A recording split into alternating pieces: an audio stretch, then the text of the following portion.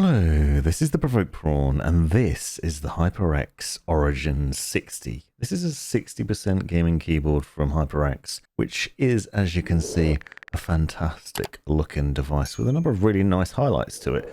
And I'm reviewing this shortly after using the Corsair K65 RGB Mini, so I'm going to be doing a comparison video of that shortly.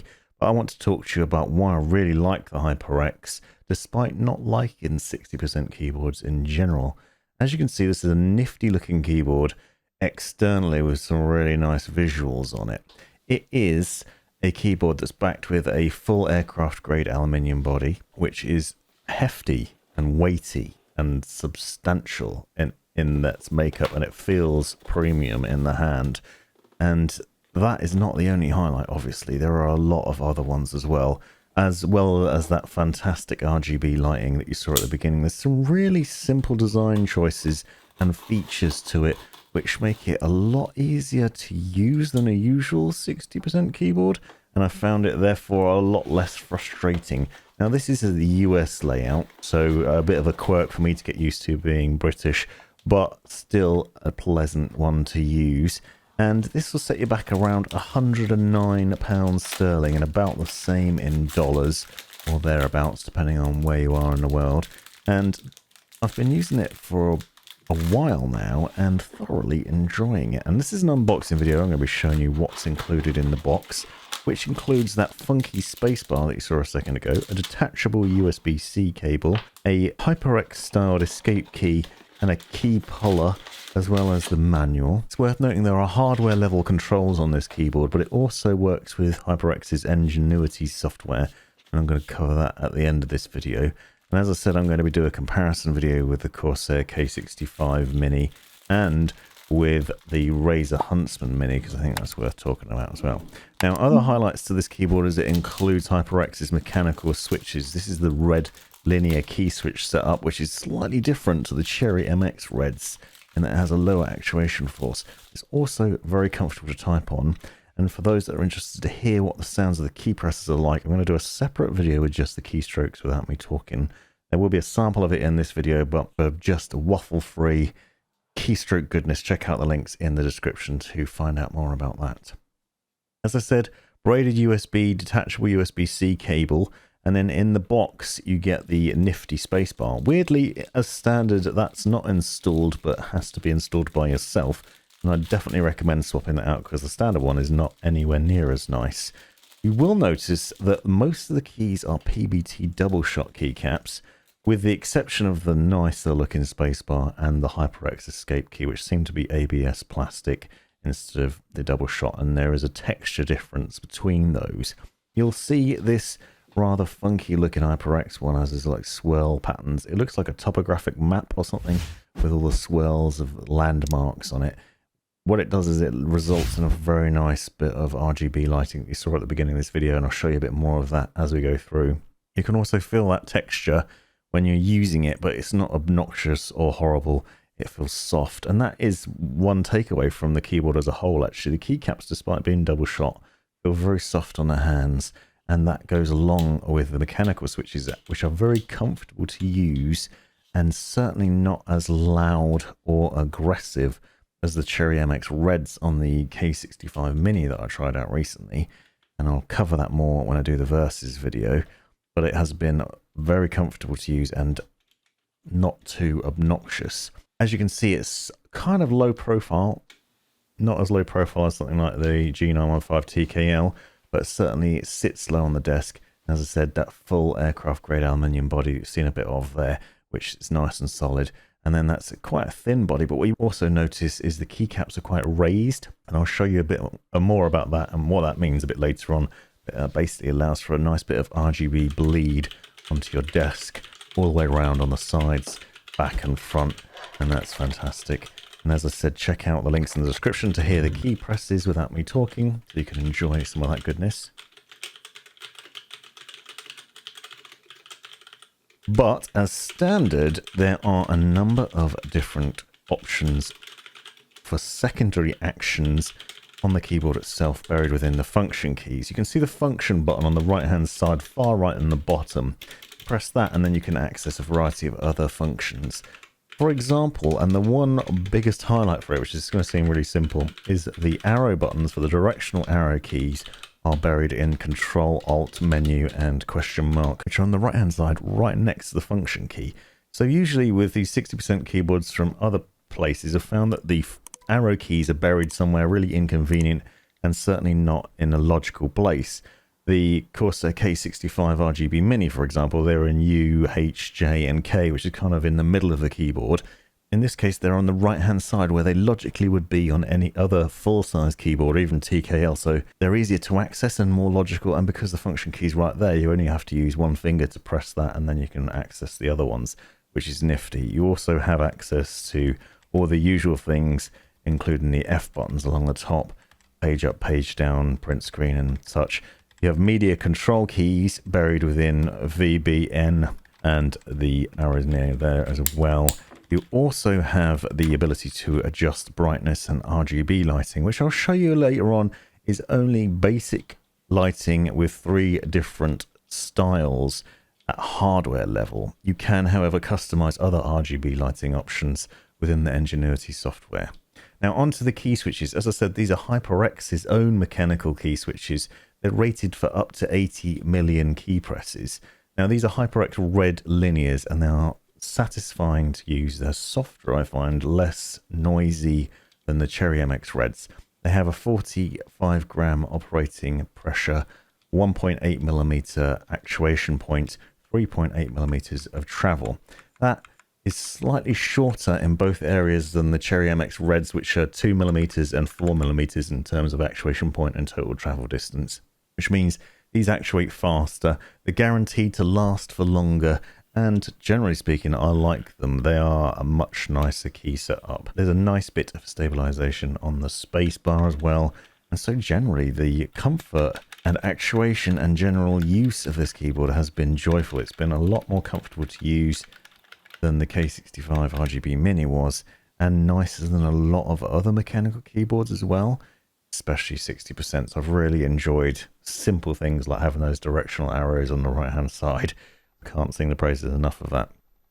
And as you can see, the accents and things like that on that spacebar also lead to some really satisfying RGB as well. The overall style of this thing is undeniably nice. The PBT doubleshot keycaps do let through a significant amount of light around the edges, and they also, the etching on the lettering is also quite well done, in the point that you don't really see a great deal of dark spots, which is a problem that I've seen with a lot of other keyboards of late where the keycaps are double shot. You don't see the light shining through very well. As I said though, the HyperX escape key that you can swap out, you will see is ABS plastic, so it's actually darker. It's like a black versus the slight off black grey look of the PBT double shot ones, so it kind of stands out from those and it isn't quite as nice, which is a bit of a strange thing. And you also have that same color difference between the spacebar, but it's not as noticeable because of all the etching with a different design on it. But you do have the standard ones included. If you don't want to use the HyperX one, you can stick to the standard escape key. The detachable USB-C cable is in the top left, so it's not centered. Not a problem for me. You also have 3 adjustable heights that you can choose between using these feet. So as standard, it's 3 degrees, and you can adjust to 7 degrees with the little feet and 11 degrees with the larger ones. So you can really get it into a position where you prefer it to be. I find that just sitting it flat on the desk has been very nice. It's been really good to use it like this, and I haven't had any issues at all with it. It's been fantastic. So a really good looking keyboard, and comfortable and wonderful on the eye as well. There's some interesting differences in the RGB. You can see the K65 RGB Mini on the left hand side here, which has that white backplate to it, which means that the RGB shined quite nicely. When I was reviewing that keyboard, I said that the RGB stood out quite well. But the thing about that keyboard is the edges are raised on the housing of it, and so you don't get the RGB bleed. So you can see the HyperX on the right hand side here. The LEDs are shining onto my desk, and they also have the same effect on other things that are sitting around. I can see it now while I'm talking to you, for example, shining on my cup and on my mouse mat as well. So this Origins 60 lets a lot more RGB lighting out of the edges. So whether you like that or not is going to be a personal preference, but I think it looks really nice. And the standard effects, as I said, there's only 3 to choose from, but they are quite pleasant. And that is just at hardware level. You can adjust between a lot more in the Ingenuity software, which is a free download, obviously. And I'll show you how to do that in a minute and what the differences are between those. Another highlight in the software level is you can also program multiple different key presses at a function level. So you can actually add extra function buttons. So press and hold the function key, and then you can assign buttons that don't already have an action to have them, which is basically the entire left-hand side of the keyboard. So you can actually set up secondary actions for a load of extra things, which means you can put more keys into this keyboard. Despite it being a 60%, you can actually add in more actions and more key presses and macros and other things with ease as well. You also will note that there are other actions that you can do as standard that are already set in here. For example, if you press the function key and I, you can activate game mode to disable your Windows key. Simple things like that. But there's no like on the fly macro recording or anything too fancy in that area. And so at hardware level, it's not that impressive, but the setup of it has been really well thought out. I think the layout of where the secondary functions are is a lot more satisfying than other ones to use. And so the end result is a really nice keyboard that has been a joy to have around, despite the fact that, yes, I won't be sticking with this keyboard because I prefer TKLs, but this has been one of the best 60% keyboards that I've tried out. Satisfying key presses, overall really nice design, a good solid premium feel to it in the terms of the weight and the housing. That aluminium body means that it feels more structurally stable and it doesn't like wiggle around on the desk, and it's quiet as well. The key presses are quiet and it's been joyful to use in that way.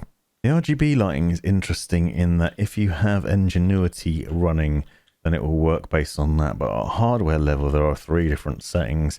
One of them is this watercolor setting, which is very sort of washed out, but it looks quite nice. So if you don't like your RGB lighting to be too bold and bright, you have that. You also have one that has a reactive one, so when you press a key, lights up keys around it in that surrounding area, which is pretty nifty. But as I said, there's 3 settings as basic, and then you can turn the brightness up and down with G and H by just pressing and holding those buttons as well. So, and now we're going to dive into the Ingenuity software. Quickly, before we dive into the Ingenuity software, this is the basic settings on the keyboard. So you can see you have the 3 different RGB lighting effects. This is the standard sort of rainbow effect.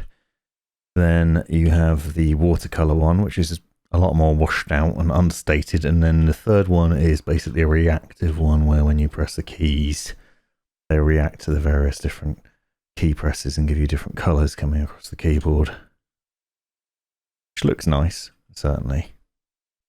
So here we are in the Ingenuity software. Now you'll see it's fairly understated. It's in beta at the moment. Download it from the Windows Store, and I'll leave a link in the description to that. And you have things like basic settings, and in here you can also get firmware updates for the keyboard. In fact, when I first launched it, it immediately warned me about firmware updates, so it's worth downloading just to do that. But you'll see that you then have the keyboard setting here, and you'll notice once this is launched, now the RGB lighting isn't working on the keyboard. It's not doing anything, and that's because now the software has taken over control of that. So now we can set up with an effect, and you'll see you now have breathing, which wasn't there as default, confetti, which is the watercolor one that I was talking about, so it's actually called confetti, swipe, which is a color that just goes across the keyboard itself, solid, which is just one solid color, twilight, which just slowly ticks across the keys themselves, wave, which is one of the hardware level effects, and sun. So you can actually choose a specific color and set it, and what you'll notice is that when the target is all lights, but you can actually choose a section or a selection is what it says. So you can do per key RGB illumination on here, and you'll see you can do that with effects. So you can see I've now got swipe, and it's actually going through WASD and changing between red and green. You can adjust the speed of it and the directions. You can go up and down with those things. Add another effect. Let's go confetti, and we'll add that to everything else, or at least a large portion of it. Untick that one. Might be able to add it to everything else. Yeah, you just hold control and you can go around everything apart from WASD. So there you go. Now I've got confetti added to everything else and WASD in the middle, which obviously doesn't stand out, but it does give you the option to potentially add, for example, a solid color of something entirely different. So green to, no, not green, because it would go green. Green to everything else, and then swipe to WASD, green to a specific selection. Select that, unselect D. So you just have to control on the things you want to select or don't want to select. So now I've got blue as everything apart from WASD, and then WASD is set to change between a different color, and you can layer effects like that and create some pretty nifty looking ones. And then you can save them to the keyboard on a specific profile, and you'll see there's 3 different profiles to switch between. So you could actually save them on this profile level on these keys. So now it's saved to L. So if I close this down a minute, if we switch to one of the other ones, that's on confetti, and we switch back, yeah, look at that. It's now stored at hardware level on L. So that's the standard. These are the default ones, and then there's this one I customized, and you can see that there. So that's pretty nifty, isn't it? So the RGB lighting is satisfying in a number of ways, not just because you can customize it within the software, but you can also change it so it's programmed on hardware level. So when you haven't got the software running, you can customize that, and it's stored within there. Game mode you can set, so you can turn that on, and it will disable Alt-Tab, Alt-F4, Shift-Tab, and Control-Escape. So you can choose to do that, and obviously that activates pressing the game mode key, and you can change the brightness. But what was interesting to me, and what I was talking about earlier on, is in this programmability of the keys. So you can see you can reassign any key. So we could reassign caps lock, and we can disable caps lock. It's one of my favorite things. Disable caps lock key, so now it's not going to work. You can see it doesn't do anything because it's not even changing color. And the thing that's interesting though is the function layer. So you can see with the function layer, it shows you what the secondary actions generally are. You can see the directional arrows I was talking about over here. That's one of my favorite things. You've got the ability to change the color here. You'll notice everything else is blank over this side. So even like caps lock, for example, as a key, we can set a macro on that. So you could set a macro. I've just set to type out this is the Prawn. But you can also, you'll see here, for example, it has the delay timer on it. So it's fairly simple to just go through these, delete that out, and make it 0 seconds instead. So you can adjust the speed and things of the timer. So it's possible to create a macro on a specific key and set it so that when you press and hold the function key, you get this secondary layer of actions. So now I've disabled my caps lock key as standard, so it doesn't do anything. But if I press the function key, it then types out what I put in the macro.